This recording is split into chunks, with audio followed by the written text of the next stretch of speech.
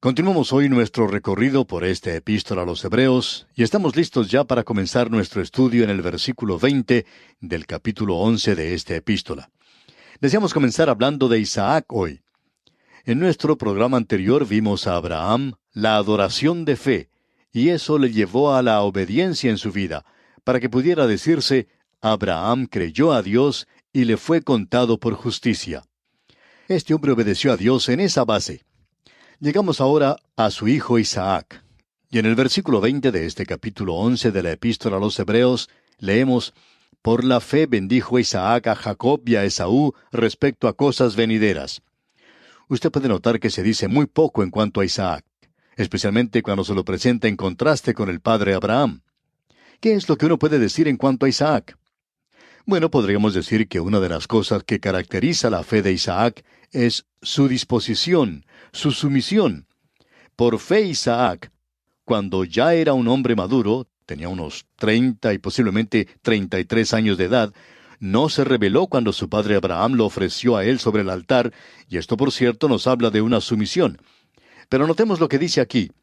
Por la fe bendijo Isaac a Jacob y a Esaú respecto a cosas venideras.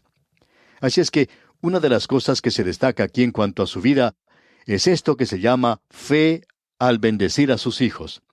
Eso es algo bastante extraño en cuanto a este hombre, porque él hacía muchas cosas. Por ejemplo, él cavaba un pozo de agua, luego venían sus enemigos y se lo quitaban.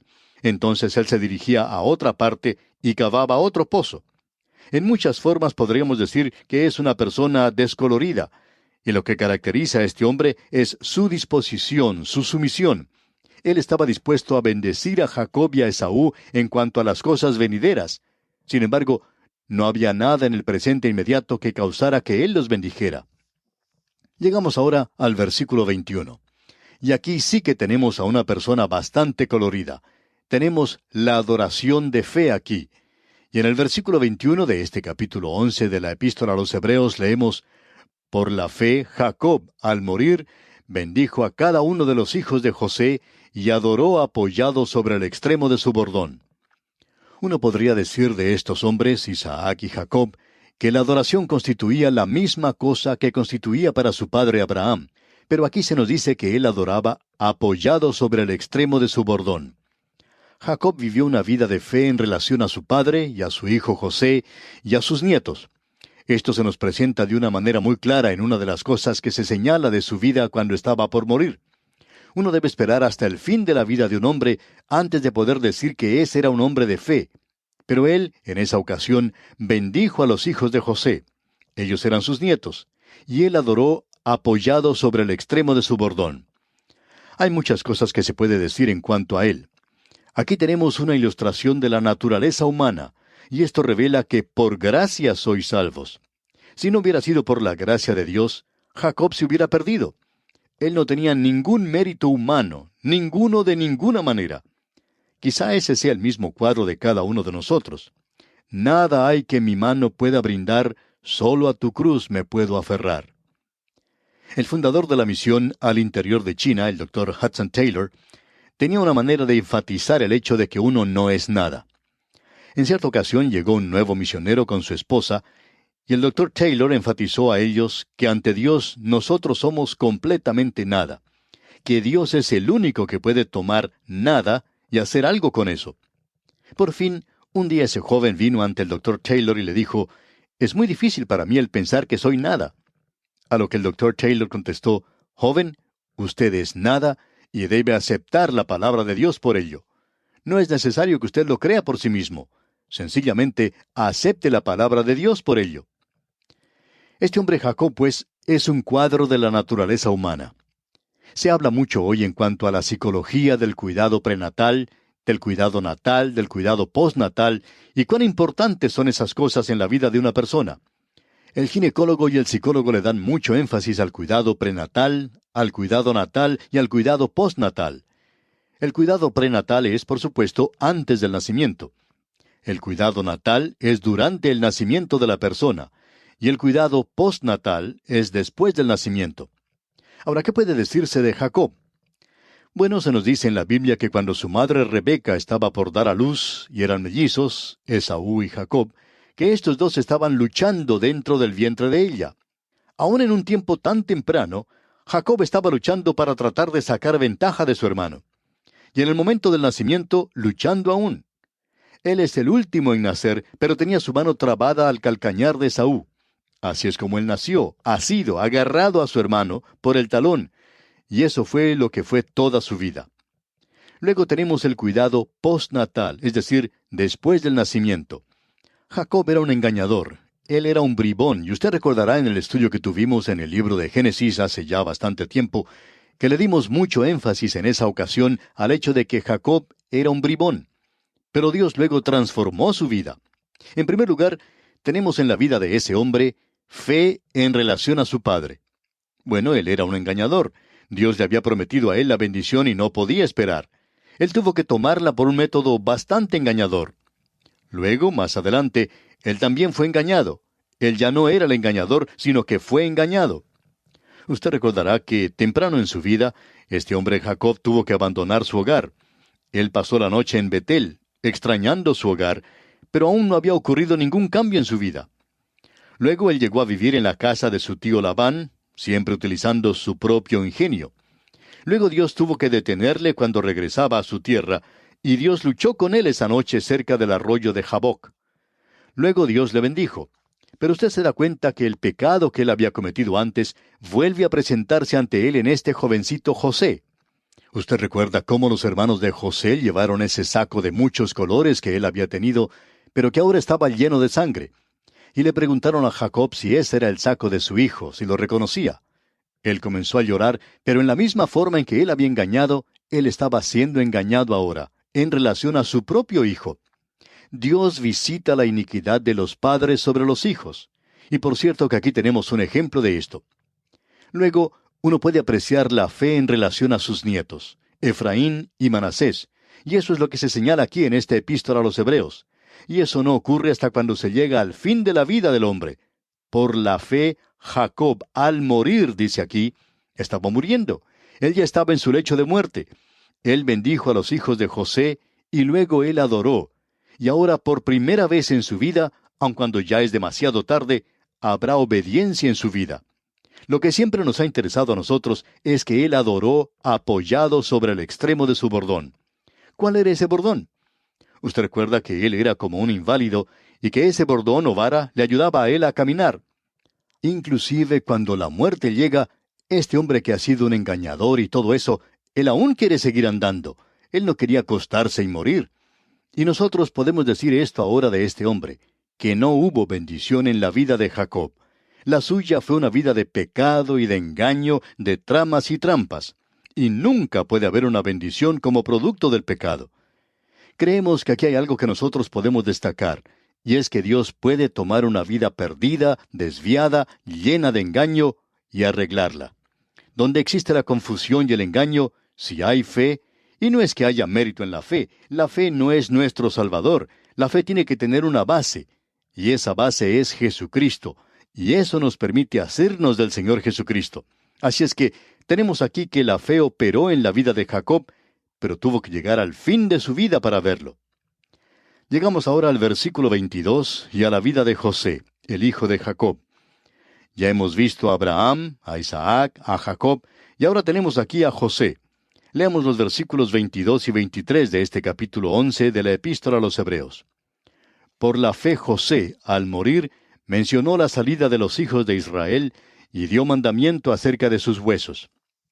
Estamos seguros que el escritor, guiado por el Espíritu de Dios, pudo haber seleccionado muchos incidentes en la vida de José que podrían ilustrar su fe. Estamos seguros que uno podría, por ejemplo, haber tomado el incidente cuando José se encontraba en la prisión, y uno pensaría que cuando se encontraba en Egipto, eso sería el fin. Muchos de nosotros hubiéramos clamado en una situación similar, pero no es eso lo que José hace. Y hay muchas otras cosas en la vida de José que podrían destacarse, pero en realidad, qué contraste el que hay entre él y su padre Jacob. Ahora nosotros no tocamos nada en cuanto a Jacob, y podemos decir lo siguiente en cuanto a José. No hay ninguna falta ni marca en su vida. Es un hombre que ha sido elevado a una posición muy alta en una corte extranjera, y probablemente no hay ningún otro en todo el Antiguo Testamento que sea más un tipo del Señor Jesucristo que Él. Y aún así, es un hombre que nunca es usado en la Escritura como una figura o tipo. Ahora, la analogía es realmente sorprendente, y quisiéramos destacar algunas cosas quizá rápidamente en cuanto a esto. José era el hijo más amado. El Señor Jesucristo también lo fue. Él tenía un saco de muchos colores, lo cual lo destacaba entre sus hermanos, y esto le daba a él cierta autoridad sobre sus hermanos. José tuvo una visión. Sus hermanos pensaban que era un soñador. Y usted recuerda que el Señor Jesucristo vino con un mensaje, y ellos pensaron que él era un soñador. José obedeció a su padre, y el Señor Jesucristo dijo que había venido a hacer la voluntad de su padre. Los hermanos de José le odiaban. El Señor Jesucristo, por su parte, dijo, a lo suyo vino, y los suyos no le recibieron. El padre de José le envió a buscar a sus hermanos. El Señor Jesús vino a este mundo a buscar a los perdidos. José encontró a sus hermanos en el campo, ya que eran pastores. Y los pastores de noche vinieron al Señor Jesús cuando ya había nacido. Los hermanos se burlaron de José y le rechazaron. Así es como le trataban. Y lo mismo ocurrió con el Señor Jesucristo. Los hermanos de José trataron de matarle. Y estas analogías, por cierto, que continúan a través del Señor Jesucristo. José fue vendido como un esclavo por 30 piezas de plata. La túnica de José fue untada con sangre. Y lo mismo ocurre con los vestidos del Señor Jesucristo. Los soldados echaron suerte por ellos, con su sangre en el vestido. José fue vendido a Egipto. Dios le levantó allí para salvar al mundo. El Señor Jesucristo fue hasta la muerte. José fue tentado por el mundo de la carne y del mal. El Señor Jesucristo también lo fue. José llegó a ser el Salvador del mundo gentil de aquella época. El Señor Jesucristo vino a buscar y a salvar a todos, a los judíos y a los gentiles. Cuando está en el trono, José da pan a la gente, y el Señor Jesucristo hizo esto. José tomó una esposa gentil en Egipto. El Señor Jesucristo está llamando a un pueblo de este mundo para su nombre, y luego tenemos que estos hijos de Jacob van a ese lugar, los reconoce José, y luego se hace conocer ante ellos. Y algún día el Señor Jesucristo vendrá a hacerse conocer ante sus propios hermanos. Algo interesante en cuanto a este hombre es que tenía fe en el sueño que recibió. Tuvo fe cuando fue arrojado a la celda. Tuvo fe en Egipto. Y eso es lo que le mantuvo a él en esa situación. Pero al llegar al fin de su vida, uno pensaría que hubiera quedado satisfecho con Egipto. Pero no es así con este hombre. Él dijo que cuando llegaran los días en que los hijos de Israel dejaran la tierra de Egipto, que llevaran de ese lugar sus huesos. Ahora, ¿por qué no podían ellos llevar su cuerpo en ese momento y sepultarlo en la tierra de Efraín? Bueno, la razón, según opinamos nosotros, es algo bastante obvia, ya que él era un héroe nacional. Pero llegó al trono un faraón que no conocía a José, y los hijos de Israel salieron de ese lugar. Llevaron sus huesos y los sepultaron en Siquem, en el país samaritano. Allí ellos pueden señalar el lugar de la tumba de José, donde están sepultados sus huesos.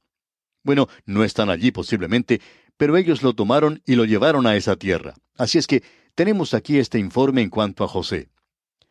Avanzamos ahora muchos años, y los hijos de Israel se encuentran en la tierra de Egipto.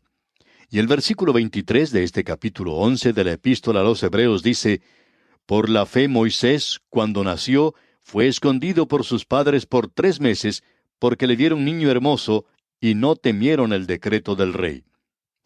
Moisés tenía padres piadosos. Ellos estaban dispuestos a tomar una posición. La fe de ellos en realidad llega a existir antes de que naciera Moisés. Y en el versículo 24 leemos, «Por la fe Moisés, hecho ya grande, rehusó llamarse hijo de la hija de Faraón». Usted puede observar la obra de la fe, amigo oyente. Él creció en el palacio de Faraón y podría haber llegado a ser el próximo Faraón. Así es que tiene que tener fe para elegir correctamente. Y él hizo eso.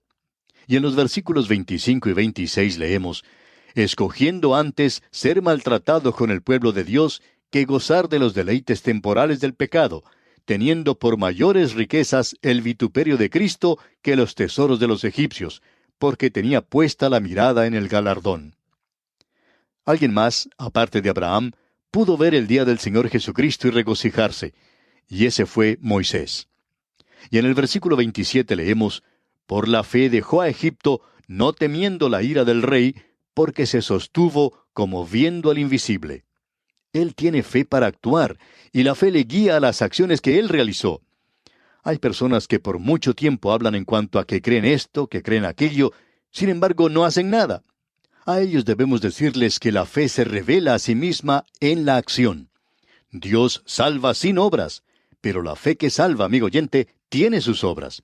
Así es que este hombre aquí abandonó a Egipto, no temiendo a la ira del rey, porque se sostuvo como viendo al invisible.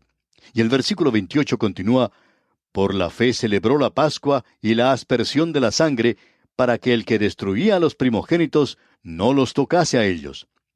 Aquí podemos apreciar la fe para obedecer a Dios. Dios dijo que hiciera eso, y Él lo hace. Uno tiene estos ejemplos en la vida de este hombre. Él dejó los placeres del mundo. Él ahora ha salido al desierto y luego regresará y sacará a su propio pueblo. Tiene la fe para obedecer a Dios allí. Y en el versículo 29 de este capítulo 11 de la Epístola a los Hebreos continuamos leyendo: por la fe pasaron el mar Rojo como por tierra seca, e intentando los egipcios hacer lo mismo, fueron ahogados. ¿De quién es la fe mencionada aquí? ¿La fe de los hijos de Israel? Ellos no tenían ninguna fe. Esta gente le dijo a Moisés cuando observó que se acercaban los carros de Faraón: regresemos a Egipto lo más pronto posible. Hemos cometido una equivocación al salir de allí. Fue la fe de Moisés, amigo oyente. Él se acercó a la orilla del mar y con su vara hirió las aguas, y fue por su fe que las aguas se partieron y ellos pudieron marchar hacia la otra ribera. Y luego ellos cantaron el cántico de Moisés. Ellos estaban identificados con Moisés. Pero debemos comprender que fue la fe de Moisés la que hizo eso. Dejamos esto ahora y llegamos a la época de Josué. Leamos el versículo 30. Por la fe cayeron los muros de Jericó después de rodearlos 7 días. Aquí tenemos la mirada de fe. Si usted se hubiera encontrado con este hombre Josué, digamos, el 5.º día de su marcha alrededor de la ciudad de Jericó, usted le podría haber dicho a él: bueno, parece que no está avanzando mucho. Y él hubiera dicho: bueno, espere y observe. Quizá usted le podría haber dicho: ¿por qué está haciendo una cosa tan insensata? Usted es un general que tiene mucha inteligencia, pero no está avanzando a ninguna parte. Y él le hubiera contestado: usted se ha olvidado que yo he visto al capitán de los ejércitos del Señor, que él me ha dicho que el puesto de comando no está aquí en mi carpa, sino en el cielo, que yo he descubierto que no soy un general, sino sencillamente un soldado raso que debo tomar las órdenes que él da. Él dijo que marchemos alrededor de la ciudad, y eso es lo que estamos haciendo. Usted sencillamente observe. Esos muros van a caer. Yo estoy siguiendo la estrategia de alguien que sabe de esto.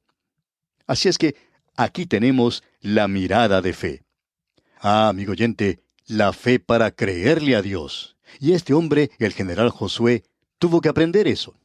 Bien, amigo oyente, vamos a dejar esto aquí por hoy, y Dios mediante continuaremos en nuestro próximo programa. Aún estamos hablando en cuanto a los hombres del Antiguo Testamento que vivieron por fe, que anduvieron por fe, que observaron por fe, y que Dios les bendijo abundantemente por fe. Que la vida de fe de los hombres de Dios inspire su vida es nuestra ferviente oración.